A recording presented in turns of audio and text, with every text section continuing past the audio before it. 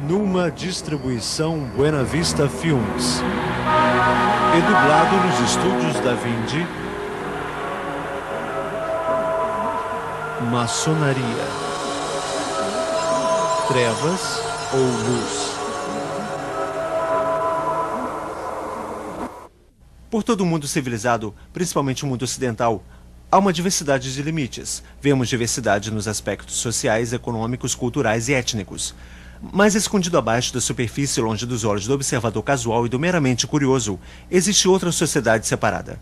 Uma sociedade de segredos ditando seu próprio código. É o enorme mundo invisível da maçonaria. Eu sou o Mike Mendel. Pelos próximos minutos estaremos examinando crenças, ensinamentos e práticas da maçonaria. Estaremos falando com ex-maçons e analisando literatura maçônica real, para tentar adquirir uma visão objetiva desta ordem fraternal secreta. Esse estudo permite uma reflexão racional. O material examinado está em uso atual, e nosso ideal é levar à compreensão do que realmente a maçonaria é. A maçonaria se autodefine como um sistema de moralidade. A base da maçonaria, por onde todos os maçons têm que passar, é a Loja Azul. A Loja Azul inicia os 3 primeiros graus ou níveis da maçonaria. O aprendiz é o primeiro nível, o companheiro é o segundo nível e o mestre maçom é o terceiro nível. A maioria dos maçons nunca vão além do terceiro grau, porém, se alguém escolher ir além da Loja Azul, existem 2 caminhos que podem ser tomados. Um é o rito de York e outro é o rito escocês. A maioria dos maçons que decidem ir além da Loja Azul entram no rito escocês de maçonaria. O rito escocês tem 32 graus. O 32º pode conduzi-lo para o santuário, se assim ele escolher. O 33º grau que existe é altamente honorário. O autor Ian Taylor tem estudado as origens da maçonaria moderna. Para muitas pessoas, o próprio mundo da maçonaria invoca um senso de mistério, de sociedade secreta, mas de modo a descobrir o que eles realmente são, precisamos conhecer um pouco de história. Havia muitos pensadores humanistas em 1500 que viam a corrupção que havia na igreja daquela época. Eles concluíram que, para se verem livres daquela corrupção, teria que haver uma nova ordem mundial. Eles haviam lido A República de Pilatos, que em 1500 já era uma obra popular. E Pilatos era também um grande filósofo que viveu no 5º século antes de Cristo. E ele disse: se nós pudermos ter um grupo de homens sábios que fossem bem pagos para governar o povo, aí sim haveria corrupção. Um pensamento inocente. O nosso governo é corrupto, entretanto, ainda existem pessoas muito boas hoje em dia. Esse tema estava em pauta para os pensadores humanistas de 1500. Para fazer isso, eles precisavam antes descobrir a ordem mundial já existente. Essa ordem mundial estava baseada sobre o poder do reinado de Deus, pelo rei e pela igreja. Mas para sugerir isso, seria uma heresia daqueles dias e eles teriam perdido suas cabeças literalmente. Então eles tiveram que formar uma sociedade secreta. Agora, o maçom da época, esses eram do artesanato maçônico. Foram os homens que realmente construíram as catedrais daqueles dias. Eram homens hábeis e isso foi uma das primeiras formas de união dos trabalhadores. Eles queriam manter para si seus segredos e suas habilidades.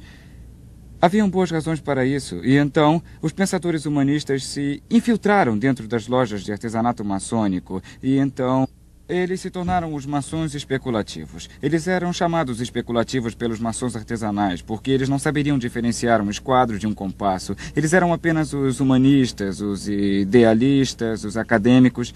Então existem dentro das lojas maçônicas 2 tipos de maçons. O maçom artesanal, que é o maçom genuíno, que cortava pedra e etc, etc. E também tem o maçom especulativo, e é este o pensador humanista. Este é aquele que pretende reconstruir a nova ordem mundial. O autor e conferencista Ron Carlson dedicou 3 anos estudando profundamente o tema maçonaria. A maçonaria moderna realmente começou no ano de 1717, na Inglaterra. A loja foi formada e muitas dessas coisas foram desenvolvidas depois de 1717, na Inglaterra. Então veio para a América e Canadá, quando as pessoas migravam para a América do Norte durante aqueles anos. E está vastamente estabelecida aqui na América do Norte. Está estimado que próximo a 5 milhões de homens estão envolvidos na maçonaria aqui na América do Norte. Talvez 1 milhão no santuário. O que é maçonaria aos olhos do maçom? O que o maçom acha que é? Bom, nós vemos que a maioria dos maçons entram para a maçonaria visando-a simplesmente como uma organização fraternal, como escoteiros avançados, porque o pai ou o avô faziam parte da maçonaria. e eles se envolvem inocentemente, sem se darem conta de que é uma organização religiosa desenvolvida para específicos fins espirituais. Ao passar dos séculos, o homem tem desenvolvido uma variedade de crenças e tradições. Algumas dessas, como o cristianismo, o judaísmo e o islamismo, são monoteístas, ou seja, são baseados no conceito de um só Deus. Outras, como o hinduísmo, são politeístas, acreditando em muitos deuses e deusas. Uma das religiões mais antigas talvez seja a mais universal. Emergiu praticamente intocada e geograficamente separada, em culturas radicalmente diferentes. Essa religião é o paganismo. A adoração da deusa Lua e do deus Sol, que também eram chamados, por exemplo, podemos citar Apolo e Diana, ou mesmo uma gama de outros nomes. O paganismo é a mesma religião mística que emergiu na antiga Babilônia muitos mil anos atrás. Mas o que tem o paganismo a ver com a maçonaria? O ritual da teologia da maçonaria realmente originou do paganismo egípcio. E a razão para isso é que, como podemos ver, em 1717, os rituais de teologia foram reunidos e formalizados e criaram uma grande loja na Inglaterra. A razão era que já havia, naquela época, um grande número de lojas na Inglaterra e em toda a Europa. E naquele tempo todos tinham práticas um pouco diferentes. Essas práticas vieram das origens de maçom especulativo, que obviamente era o ecrucionismo. E seus membros acreditavam nas tradições egípcias e, como podemos ver, dentro da maçonaria encontramos Osíris, Adonis e Ísis, que são mencionados frequentemente. Então é claro que esses são os símbolos pagãos. Um dos rituais usados em algumas das lojas antes de 1717 e um pouco depois também era o ritual de iniciação com o sangue. Neste momento, o dedo mínimo era cortado e o sangue era derramado, e este era o novo membro fazendo uma aliança de sangue com a organização. O que acontece é que quando o maçom se une à loja, ele primeiro entra no que é chamado de loja azul. E a primeira coisa que ele é obrigado a passar é pela cerimônia de iniciação, chamada de nível de aprendiz. E nesta cerimônia de iniciação, parte da sua roupa será tirada e uma venda será colocada sobre seus olhos e uma corda em seu pescoço. E ele vai ser trazido para a porta da loja maçônica. Ali uma pessoa se aproxima dele e o conduz até lá dentro. E ali ele vai se achegar ao altar. E o mesmo maçom vai ficar atrás do altar e, depois do altar, fica um homem chamado Venerável Mestre. Hoje percebemos que quando um novo membro se junta à organização, ele se ajoelha com os olhos vendados e com o peito nu. O mestre da loja encosta uma espada de ponta afiada no peito esquerdo. E eles são inquiridos com os olhos vendados a fazer um juramento de sangue, para não revelar os segredos da maçonaria, ou eles perderiam sua vida. Todo maçom coloca seu dedão em sua garganta e faz o juramento de sangue, para não revelar os segredos da maçonaria ou terá sua garganta cortada de orelha a orelha, seus intestinos rasgados serão dados aos animais. Esse juramento pagão de sangue os levam a jurar segredo para que eles não revelem os segredos que aprenderiam à medida que progredissem na loja maçônica. Agora, a maioria dos homens vão entrar no rito escocês e progredir até o 32º grau. E em cada um desses graus, eles irão adorar deuses diferentes, deuses egípcios, deuses da Pérsia, deuses gregos. E eles fazem uma série de rituais. Agora, muito disto é camuflado com símbolos e alegorias para que os maçons que os fazem não entendam inteiramente o que estão fazendo. Nos níveis da loja azul, o principiante é iniciado para a trindade egípcia de mistérios antigos do Egito. E a trindade egípcia é escondida do principiante. Ele não sabe tudo pelo qual ele está sendo iniciado, não lhe é mencionado.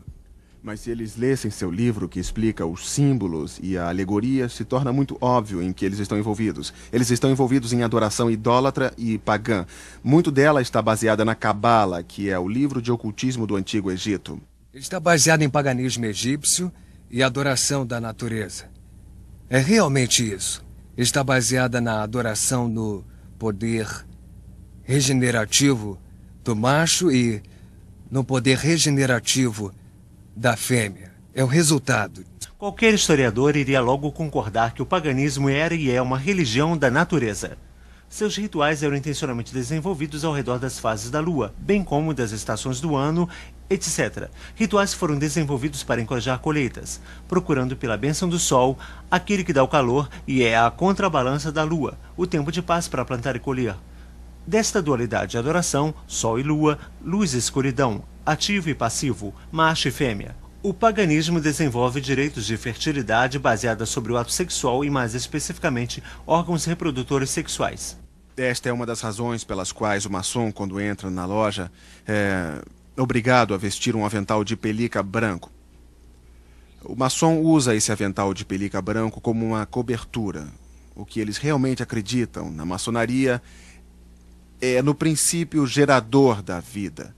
Você sabe que eles usam o esquadro e o compasso com a letra G. Você vê o esquadro e o compasso com um G nas lojas maçônicas. Uns maçons vão até dizer que é geometria que é geometria do universo, ou que significa Deus. Na verdade, o próprio livro deles diz que é o princípio gerador da vida. Que o compasso, não o esquadro, representa o feminino e o compasso descendo sobre ele representa o macho que está fertilizando a fêmea.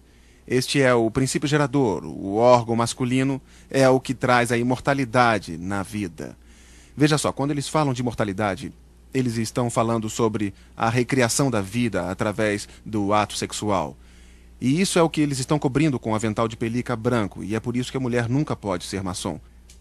Ela não tem o princípio gerador da vida, por isso eles orgulhosamente usam em sua lapela o esquadro, o compasso e a letra G. A maçonaria usa símbolos pagãos egípcios com frequência, como podemos perceber, e um que vem em minha mente é o obelisco. O obelisco é um pilar de pedra alto, com base quadrada e o topo de pirâmide. E isso era usado pelos egípcios como um símbolo de ressurreição. A ideia era um símbolo fálico faraônico, ficava erguido e ereto como um símbolo de procriação, onde a pessoa era ressuscitada através de seus descendentes. Esse era o seu argumento. Bem, a mesma coisa se explica hoje. Por exemplo, onde há um maçom enterrado, com frequência há um obelisco usado para marcar o túmulo. O Sr. John A. Macdonald, primeiro-ministro do Canadá, e George Washington, o primeiro presidente dos Estados Unidos. Ambos tinham obeliscos em seus túmulos. Algumas vezes o obelisco tem o esquadro e o compasso para indicar com toda a firmeza de onde eles estão vindo. E é verdade mesmo? Parece incrível que maçonaria, esse sistema de moralidade, possa ser realmente paganismo, possivelmente bem disfarçado. O ponto dentro do círculo é um dos símbolos mais eminentes. O grão-mestre Albert Pike ensina em O Simbolismo da Maçonaria, página 353. O ponto dentro do círculo é derivado da adoração ao Sol, que é, na realidade, de origem fálica. É um símbolo do universo, Sol sendo representado pelo ponto, enquanto o círculo é o universo. Make afirma mais a fundo em seu manual da loja, página 56. O fálico era a imaginação do órgão gerador masculino. Era representado geralmente por uma coluna, que na sua base era rodeada por um círculo. O ponto dentro do círculo foi intencionado pelos antigos como uma espécie de poder fálico da natureza, o qual eles adoravam sob a forma única do ativo ou o princípio macho, mas do passivo ou o princípio da fêmea. O paganismo reconhecia e adorava esses poderes como a força criativa na natureza. Albert Pike era grã comandante do rito escocês em 1800. Do seu livro Morais e Dogmas, o Sol e a Lua representam dois grandes princípios ou geração, o ativo e o passivo, o macho e a fêmea. Ambos brilham sua luz sobre seus descendentes, a estrela brilhante ou Horus. Essas autoridades maçônicas concordavam que o simbolismo da maçonaria era ocultista e era derivado do paganismo. Os rituais ocultistas e o simbolismo que são centrais na maçonaria foram tremendamente significantes para mim. Pessoalmente, eu estive profundamente envolvido por muitos anos com bruxaria. A bruxaria é a religião do paganismo e a adoração do deus Sol e da deusa Lua em várias formas. Eu estive envolvido no ocultismo por 12 anos. Steve Warren nos fala de sua experiência. Quero dizer, eu estava constantemente todos os dias lendo, pesquisando, como também praticando artes como adivinhação, entrando em contato com os mortos através de médiuns, cartas de tarô, a bola de cristal E e tudo o que pode ser considerado ocultismo, eu estava envolvido. O simbolismo na própria bruxaria é muito grande. Muitos dos implementos usados têm significação em termos de elementos naturais, como Van representando o ar, Azor representando o fogo, Ácalis a água ou o pentagrama representando a terra. E esses seriam agrupados de várias maneiras para se tirar maior vantagem das forças espirituais que estão atuando por um tempo determinado. E era altamente ritualística, com mantos, e com desenhos ou círculos mágicos, com a invocação de deuses, e para atender aos praticantes. E também, quase tudo que se fazia, mesmo que não fosse um ritual formal, sempre tinha algo a ver com um ritual. Mesmo que fosse rogar uma praga, sempre acendíamos velas, trazíamos os elementos e montávamos o altar. alguns dos paralelos entre maçonaria e a bruxaria mostram que as similaridades não são possíveis sem que sejam coincidência. Similaridades em rituais, trabalhos e simbolismos que são tão parecidos que fica claro sugerir uma origem totalmente comum. Para examinar essa possibilidade, falei com um número grande de ex-maçons e comparei a iniciação da Loja Azul com a iniciação dos ex-bruxos. Na iniciação da maçonaria, éramos recomendados por outro maçom.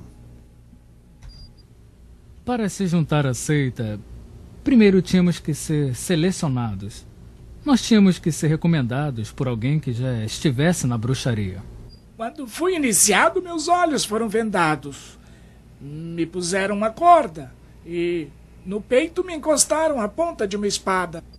Na bruxaria nós éramos iniciados através de um tipo de ritual, de cerimônia de iniciação, onde o candidato era conduzido com uma corda e com os olhos vendados até chegar à borda de um círculo mágico. E a corda estava no meu pescoço e fui conduzido adiante.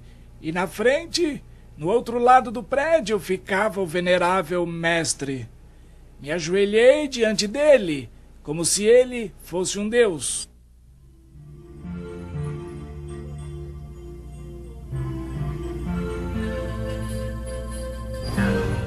Quando fui iniciado na loja, um tipo de faca foi posta em meu peito esquerdo. Fui avisado que se eu revelasse qualquer um dos segredos da maçonaria, eu seria punido. Quando você era apresentado ao sacerdote, uma espada era posta no seu peito, você fazia um juramento de sangue, prometendo ser fiel aos segredos da bruxaria. Quando você está na sala, a venda é tirada de você, e essa é a hora em que você diz que está vindo das trevas para a luz. Durante a cerimônia de iniciação, o iniciante é conduzido pelo sacerdote e é desafiado na beirada do círculo por alguém dizendo: "Quem está aí?" A resposta é: alguém do mundo das trevas. Nossas orações terminavam com assim seja. Um dos outros aspectos e também características da bruxaria é que sempre ao final de qualquer feitiço ou ritual, onde o poder era liberado, pois era aqui que era liberado, falava-se então assim seja. Fiquei muito intrigado ao saber que a bruxaria e a maçonaria tinham tanto em comum. No entanto, os seguidores da bruxaria dispensam o conceito bíblico de Lúcifer. A maçonaria vai tão longe que realmente chama Lúcifer de Deus. Nas palavras do soberano pontífice da maçonaria universal Albert Pike. Sim, Lúcifer é Deus. Infelizmente, Adonai também é Deus. A verdadeira e pura religião filosófica é a crença em Lúcifer, o igualitário a Adonai. Mas Lúcifer, Deus de luz e Deus de bondade, está lutando pela humanidade contra Adonai, o Deus das trevas e da maldade. Ouça as palavras do maçom do 33º grau Manlip Hall. Quando o maçom descobrir que a chave do guerreiro é a correta aplicação do dínamo de força vivente, então ele aprenderá o mistério da sua arte. As forças agitadas de Lúcifer estão em suas mãos e antes que ele possa dar passos à frente e para cima, ele deve provar sua habilidade em aplicar essa energia. Dos literalmente milhões de maçons do mundo todo, quantos estão realmente conscientes do real significado dos símbolos maçônicos? A resposta é bem poucos. Como a maioria dos maçons nunca ultrapassam o 3º grau da loja azul, a classificação de mestre maçom, a maioria deles nunca descobrem no que estão envolvidos. E nunca vão descobrir o que é maçonaria, a não ser que tentem entrar nos níveis mais altos do rito escocês ou do rito de York. De fato, eles não são só ignorantes, são deliberadamente enganados por seus superiores na loja. Assim falou a própria autoridade Albert Pike. Os níveis azuis não são mais do que a parte de fora do templo. Parte dos símbolos são expostos ali para os iniciantes. É intencional que eles não os entendam, mas é intencional que eles pensem que os entenderam. Quando muitos maçons passam pelos primeiros 3 graus, tornam-se mestres maçons e param por aí, pensando que é somente uma organização fraternal. E eles não percebem que seus líderes têm conscientemente mentido e os enganado porque eles não querem que se entenda os verdadeiros ensinamentos da maçonaria. Eu comecei com boas intenções, achando que estava entrando numa fraternidade de fato muito interessada em ajudar pessoas. Mas agora eu percebo que em escalões mais baixos, níveis inferiores, você não sabe toda a verdade. O significado da loja, o que ela era para mim, um grupo de pessoas que estavam ali para ajudar os outros. E haviam diferentes coisas assim, que se podiam perceber na loja. As pessoas estavam juntas, unidas por algo, e pensei ser uma organização cristã. O que fazia alguém pensar que a loja maçônica era um lugar cristão? Era o fato que encontrei pessoas que eram membros da mesma igreja a que eu pertencia, a Igreja Presbiteriana do Canadá, como membros da loja, membros em posições importantes na loja. E acontecia que essas pessoas, dentro dos rituais, usavam citações das Escrituras. Então, isso me fez pensar que eu estava certo. Eles pensam que estão ingressando, na verdade, numa organização cristã. Isso porque, na verdade, os 3 graus da loja azul são validados no espelho cristão. Jesus Cristo é o centro da fé cristã. E, de fato, sem ele não há cristianismo. Isto é porque Jesus declarou ser Deus encarnado e, como tal, não pode ser separado de seus ensinamentos. Ele não ensinou um sistema de moralidade para levar alguém a Deus. Ao contrário, ele disse ser o caminho ao Pai. Na maçonaria, qual é o ensinamento oficial sobre o Messias? Ouça de novo o soberano pontífice do rito escocês, Albert Pike. Ela reverencia todos os grandes reformadores. Ela vê em Moisés, o doador da lei dos judeus, em Confúcio, Zoroastro, Jesus de Nazaré e no árabe iconoclasta grandes mestres de moralidade e eminentes reformadores, e nada mais. Em outras palavras, Jesus foi reduzido a um grande reformador.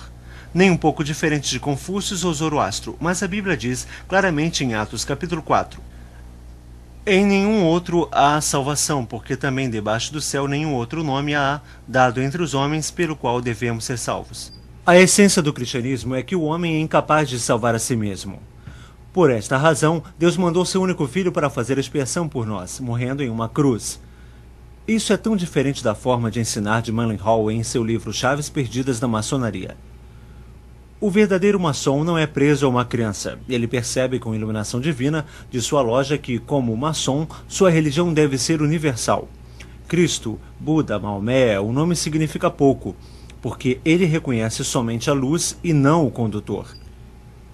Ele adora em todo santuário, se ajoelha diante de qualquer altar, seja num templo, mesquita ou pagoda, catedral, e percebe com seu verdadeiro entendimento a unidade de todas as verdades espirituais. Nenhum maçom pode ser limitado, pois sua loja é a expressão divina de toda a abrangência. Nenhum maçom pode ser limitado, pois a sua loja é a expressão de toda a abrangência. Uma afirmação interessante, já que na Bíblia Jesus Cristo diz: Entrai pela porta estreita, porque larga é a porta, e espaçoso é o caminho que conduz à perdição, e muitos são os que entram por ela, e porque estreita é a porta, apertado o caminho que leva à vida, e poucos há que a encontrem. Os maçons dizem que Jesus Cristo é simplesmente outro grande mestre, outro grande profeta moral, é igual a Buda. Realmente os maçons ensinam, de acordo com Albert Pike, que Buda foi o primeiro grande professor maçônico. Então eles estão igualando Jesus a Buda, a Maomé e a líderes religiosos. Como qualquer outro líder religioso, ele não é Deus, ele não é o Salvador encarnado que veio para salvar o homem dos seus pecados, porque o maçom não precisa de um Salvador. Os maçons acham que eles podem salvar a si próprios através de boas obras. Na loja que eu pertencia, nós tivemos um muçulmano pedindo para ser membro. E os membros da minha loja não tinham como iniciá-lo porque sabiam que não poderiam iniciá-lo com a Bíblia Sagrada. Então, eles mandaram uma carta para a grande loja de Alberta, Canadá, pedindo instrução. E a carta voltou afirmando que deveríamos colocar o Alcorão com o esquadro e o compasso ao lado da Bíblia, com o esquadro e o compasso sobre o altar e iniciá-lo com todas as honras. O cristão acredita na Bíblia, no fato de que Deus existe na Trindade, as três pessoas que são o Pai, o Filho e o Espírito Santo.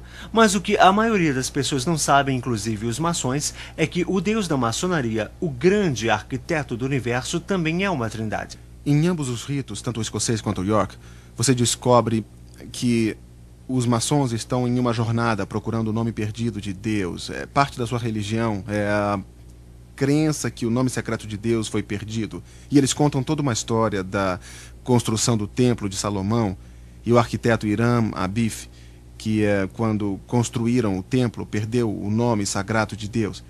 Então eles dizem que o maçom está nessa procura para reaver o nome de Deus. E somente quando chega-se ao grau do Real Arco, finalmente é dito qual o nome sagrado de Deus e que só os maçons é que sabem. E eles se orgulham que só eles são os guardiões do nome secreto de Deus. E este nome só pode ser sussurrado entre os maçons por 3 maçons de cada vez, cada um falando uma sílaba. O nome é Jabulon, que é a combinação de 3 palavras: Jeová, Baal e Osíris, o deus egípcio.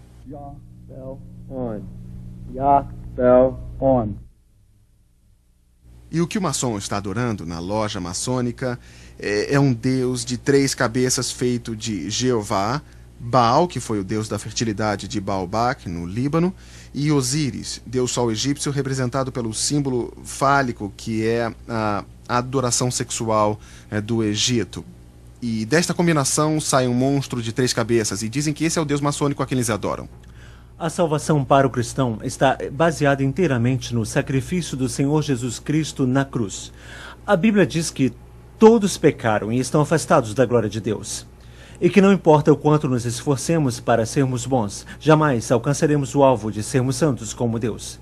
Mas Deus dá o presente gratuito da vida eterna para aqueles que acreditam em Jesus Cristo e permitem que Ele pague pelos seus pecados na cruz.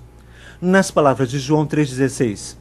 Porque Deus amou o mundo de tal maneira que deu seu único Filho, para que todo aquele que nele crê não pereça, mas tenha a vida eterna. A salvação para o maçom é algo totalmente diferente. Os maçons estão contando com suas boas obras, algo que a Bíblia diz que não pode salvá-los de fato. O monitor maçônico ensina que Deus, o olho que tudo vê, vai recompensar o homem de acordo com suas obras. O olho que tudo vê penetra nas profundezas do recesso no coração humano e vai nos recompensar de acordo com nossos méritos. No 19º grau do rito escocês é dito ao maçom: o maçom que tem dado prova de sua afeição aos estatutos e regras desta ordem, no final o fará merecedor de entrar na Jerusalém celestial, o céu. O 28º grau do rito escocês afirma: o verdadeiro maçom ergue-se por degraus até alcançar o céu. Os maçons acreditam que eles podem merecer a salvação e que eles podem subir uma escada até Deus, a quem eles chamam de grande arquiteto do universo, e que um dia eles vão ficar diante de Deus e Deus irá levá-los ao céu. Não por causa de Jesus Cristo, não, mas porque eles foram bons maçons e fizeram boas obras. Um dia eu estava conversando com o pontífice do santuário em Minneapolis, de onde eu sou. Ele me ligou um dia. Ele tinha ouvido a minha fita sobre maçonaria. Como é que você ousa dizer que a maçonaria não é cristã? Ele disse, eu sou um diácono na minha igreja. Ele disse, eu sou um bom cristão. Eu sou o chefe do meu santuário. Como é que você pode dizer que eu não sou cristão? Aí eu parei e lhe fiz uma pergunta. Bom, senhor, se você morresse agora e ficasse diante de Deus esta noite, e ele te perguntasse por que ele deveria deixá-lo entrar no céu, eu disse, o que você responderia? Eu nunca vou esquecer, houve um silêncio por mais ou menos 10 ou 15 segundos, então ele me respondeu, bom, eu acho que responderia que fui um bom maçom. Se os maçons estão esperando que suas lojas os salvem, sua confiança está no lugar errado, assim como os que têm sua esperança em um cargo na igreja ao invés de Cristo. Seria como depender de uma associação esportiva ou de um country club se as obras pudessem nos salvar. Eu estava pregando no Texas, no sul do Texas, numa grande igreja, onde os maçons de lá, muitos deles faziam parte da liderança. E eles viram a minha fita na manhã que eu fui pregar e eles falaram, nós não sabemos por que estamos deixando você pregar. Você está criticando a maçonaria. E a maior parte da liderança era maçônica, os professores da escola dominical eram maçons. De fato, um dos líderes era o venerável mestre de sua loja na cidade e o outro era o soberano pontífice do santuário. E eles vieram a mim depois do culto e eu disse, bom, vocês têm os livros, procurem em seus próprios livros dentro do contexto tudo o que eu falei. Eu dei a eles os capítulos, os números das páginas. Eles ficaram até 4 da manhã daquele domingo vendo todos os documentos em suas próprias bibliotecas maçônicas. Eles voltaram na segunda de manhã e disseram, nós queremos que você saiba, Ron, que todos nós resignamos da loja a noite passada. E nós estamos vendo isso acontecer por todo o país, quando os maçons tirarem o embrulho e examinarem o conteúdo do que estão envolvidos e eles vão descobrir que estão mesmo numa seita não cristã, pagã e idólatra e que nenhum cristão deve fazer parte. Neste vídeo, tentamos ser objetivos. Nós não temos nada contra a organização maçônica nem com o indivíduo maçom. Não existe nenhuma dúvida que grande quantidade de bondade tem sido feita em nome da maçonaria e que a moral de alguns, se não de muitos maçons, é de nível muito alto. Mas isso, infelizmente, não é a questão. A questão real aqui é a religião pagã que tem mais em comum com a bruxaria do que com o cristianismo. Chega a hora em que você diz que veio das trevas para a luz. O seu Deus não é o Deus da Bíblia. É o Deus Jabulon, um composto de Jeová, Baal, o Deus da fertilidade, Osíris, o Deus Sol egípcio de adoração fálica. Sua forma de salvação não é a cruz de Cristo, mas o sistema de moralidade e boas obras para alcançar a tão almejada loja celestial. E para o maçom, Jesus Cristo não é o sem pecados Filho de Deus, mas é rebaixado à posição de um simples reformador, que não é diferente de Buda, Confúcio ou Maomé. É aqui que levantamos a questão com a maçonaria. O mesmo Jesus que afirmou ser Deus em carne humana, afirmou ser o único caminho ao Pai. Também disse que não podemos servir a 2 senhores. Se você é maçom, você tem que tomar decisão. Você não pode ser um cristão e permanecer na loja maçônica. Ou você deixa seus pecados serem levados à cruz de Jesus, ou então tente pagar por eles em um sistema de moralidade e boas obras. Há versículos na Bíblia que afirmam que devemos sair das trevas. E diz também que as trevas não têm contato com a luz. E também o livro de Provérbios afirma que existe um caminho que parece reto ao homem, mas conduz à morte. Então o meu conselho para as pessoas é que se afastem de tudo isso.